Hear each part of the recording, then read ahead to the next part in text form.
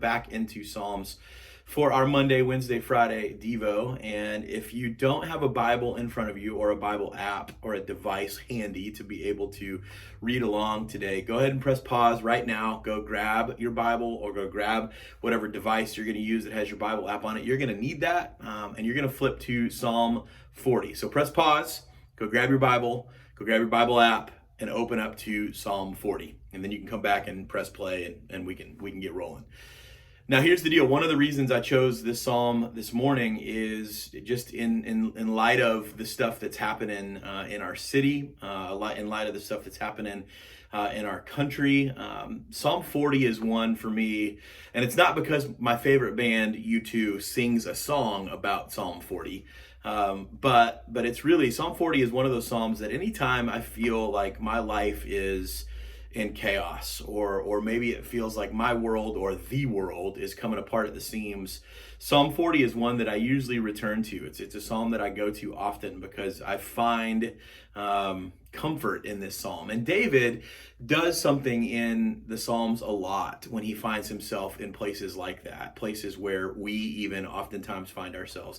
He'll kind of rewind backwards to past experiences or moments that he's had with God, and he'll let those past experiences inform the present and also the future. So his past experience with God is something that he goes, God, I remember when you did this, or I remember when this happened, or I remember when we walked through this together in life. And now I find myself here. And so instead of freaking out in this moment, I'm going to think back to, I'm going to remember what you did and how we worked through things like this in the past. And that's going to bring some peace and comfort and solace to the present, but also it's going to show me a little bit of the way to go forward. And so we're going to read Psalm 40 together. It starts in verse 1, right? It says, I waited patiently for the Lord. He turned and he heard my cry. He lifted me out of a slimy pit, out of the mud and the mire, and set my feet on a rock. He gave me a firm place to stand. He put a new song in my mouth, a hymn of praise to our God.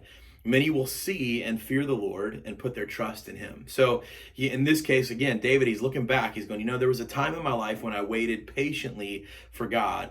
And when I waited, even though I was crying out, he turned and he heard that cry. And when he heard that cry, when he saw me, when he knew where I was and what I was going through, he recognized that. He lifted me out of, he says, a slimy pit and the mud and the mire, and he set my feet upon a rock, something that's solid, right? So anytime we see that word rock, it's really referring to like you are on solid ground. There's sure footing here, and that's the opposite. You see that kind of put juxtaposed, right? The comparison between a rock and slimy pits and muds and mire, all that kind of stuff. Like there's the opposite there. And in addition to that, he says he gave me a new song. He put a new song in my mouth, a hymn of praise. And then he kind of goes into more of this past tense, right? He says, blessed is the one who trusts in the Lord and doesn't look to the proud, to those who turn aside from to false gods. He says, many, my Lord, my God, are the wonders you have done, the things that you have planned for us. None can compare with you. Were I to speak and tell of your deeds, they would be too many to declare. Again, kind of reflecting back on the past. And this is kind of where he makes the transition. He starts to shift more into the present tense here. It said, sacrifice and offering you did not desire, but my ears you've opened. Right? Burnt offerings and sin offerings you didn't require. Then I said, here I am, I have come, and is written about me in the scroll. I desire to do your will, God. Your law is within my heart. So David approaches God in this case, and God is not asking for sacrifice or for sin offering. What really ultimately God is looking for here is someone who is willing to be faithful and obedient. And David's like, yeah, that's me. He says, I proclaim, and this is where he shifts into the present tense. I proclaim your saving acts in the great assembly. I do not seal my lips, Lord, as you know, meaning I'm not going to hold back. That new song you put in my mouth, that new song of praise and hope, of faith and obedience. I'm not going to seal my lips in the assembly. I'm going to make sure that people know who you are. I don't hide your righteousness in my heart. I speak of your faithfulness and your saving help. I do not conceal your love and your faithfulness from the great assembly. So then this is kind of pushing forward into the future. So he says, don't withhold your mercy from me, Lord. May your love and faithfulness always protect me, for troubles without number surround me. My sins have overtaken me and I cannot see. They are more than the hairs of my head. My heart fails within me. Be pleased to save me, Lord. Come quickly, Lord, to help me. And then I love this last little section. It says, "May all who want to take my life be put to shame and confusion. May all who desire my ruin be turned back to disgrace. May those who say to me, 'Aha, aha!' I found something," like pointing their finger, right? May all those who say those things be appalled at their own shame. But this is the shift. But may all who seek you rejoice and be glad in you. May all those who long for your saving help always say, 'The Lord is great.' But as for me, I am poor, I am needy. May the Lord think of me. You are my help and my deliverer. You are my God. Do not delay."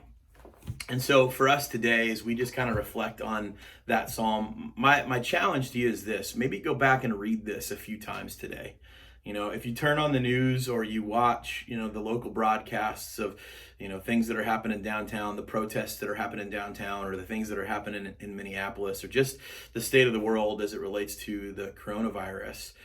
It's easy in these kinds of times to want to bunker in and to want to batten down the hatches and stay inside safe environments. But what we see here is David says, "Look, you lifted me out of these moments, right? And you set my feet on a rock. And my response to you, Lord, when you do that is, I'm willing to be faithful and obedient in this moment.